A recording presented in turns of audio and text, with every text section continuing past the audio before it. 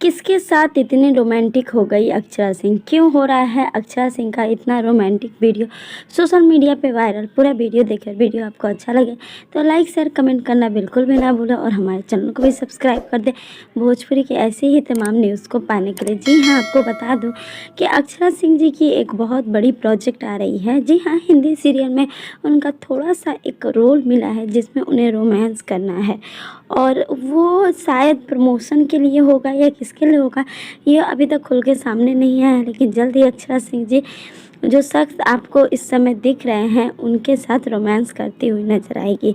ये एक बार नहीं, हमने कई बार देखा है कि अक्षरा सिंह जी रोमांटिक मूड के अंदाज में ही कॉमेडी कर देती है। फिर से कुछ ऐसा ही हुआ है और इस बात को अक्षरा सिंह जी ने अपने सोशल मीडिया में भी डाला है। अभी दिख रहा है कि अक्षरा सिंह जी का अगला आने वाला प्रोजेक्ट कितना बड़ा धमाका होता है। आपको वीडियो कैसा लगा हमें कमेंट में ज़रूर बताएं और हमारे चैनल को सब्सक्राइब करना आप बिल्कुल भी ना भूलें।